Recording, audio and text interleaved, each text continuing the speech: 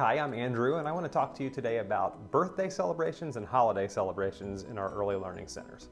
Let's start with birthdays. So parents often ask, what can I bring in for my child's birthday? And the answer to that question is, honestly, bring you to the birthday celebration. One of the things that we don't have in our classrooms is any outside food due to our food program, for one, but for two, we're talking about dental health and just wellness and nutrition in general. And so sometimes having those snacks come in kind of goes in the direction of going against what we're trying to do with our nutrition program here at the center. Another reason why not bringing in treats and special goodies for birthday celebrations is that it sets a precedent for our other families. And so when one child comes in and has a lot of things to give to all of their friends and to celebrate their birthday with, it makes other families feel like they need to do the same thing for their child to kind of keep up with the Joneses, so to speak. And that's not something that we want in any of our classrooms. We want our children to be recognized on their birthday, and then we want them to enjoy themselves and to have a day that they can remember. And what we found is the cupcake or the cookie that you brought to school, they're going to eat and they're going to really enjoy. But they're going to forget about it. Those toys and trinkets that come in the goodie bags, excellent thought. Never a bad idea or intention behind it, but we're just going to end up accidentally stepping on them at 3 in the morning on our way to the bathroom or sucking one of them up into the vacuum cleaner. One thing that they will remember though is when they come to school, if their parent or their guardian showed up and read to the class their favorite book or sang a song with the class.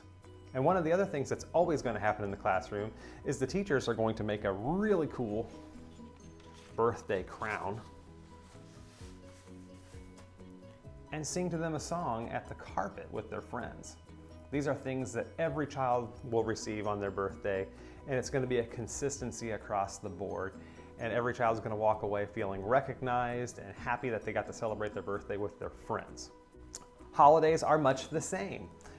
Parties are fun, but as you may have noticed in your own homes or in other people's homes, or if you go out and about for parties, they can be tough on kids because it's outside of the regular routine. And in a classroom with young kids, routine is everything. And so there's that piece of the whole party situation, one of the reasons why we don't have them in our classroom. But one of the other reasons for holidays is everybody's holidays are celebrated differently in their homes and with their children, and we don't want anybody's holiday celebration to encroach on how anybody else would particularly celebrate any other particular day. That goes back again to the food and to the things being brought in.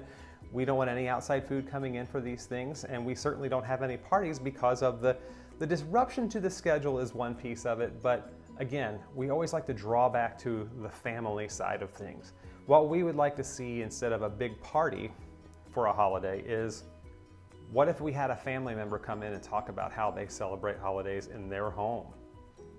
We love telling stories. We love to hear stories from people's homes. We love to celebrate the culture of our families and how they celebrate holidays and how they celebrate the world, because the kids are going to come away from that with a lot more knowledge and things that they can talk about, things that they can relate to with their kids. I'll give you one short story before we finish all of this.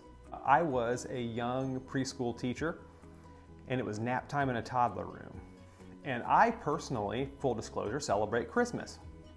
I was in the classroom with a lady named Jenny, and Jenny was in her mid-80s at the time, and she came in and helped us out in the toddler room for nap time and gave breaks. And Jenny told a story about how her family celebrated Christmas. We both celebrate Christmas, so you'd figure there wouldn't be a lot for me to learn. But hearing her story about how instead of decorating basically the day after Halloween for Christmas and having all of these things up and ready to go, she talked about how her family, there wasn't anything Christmas related in the house until Christmas morning.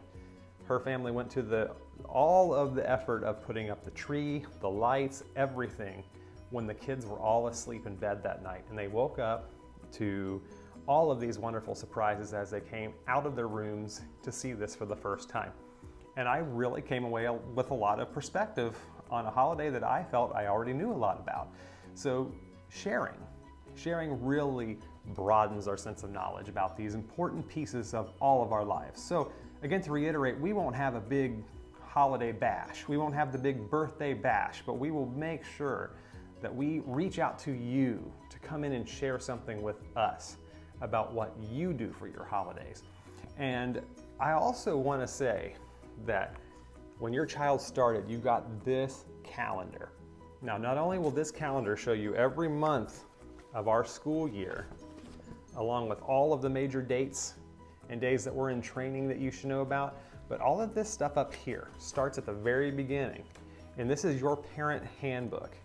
And if you ever have any questions that maybe somebody didn't fully answer for you or you're really not sure on, look back to this and you can find exactly what I talked about today for birthdays and for holidays and so many other pieces of good information for you in our program.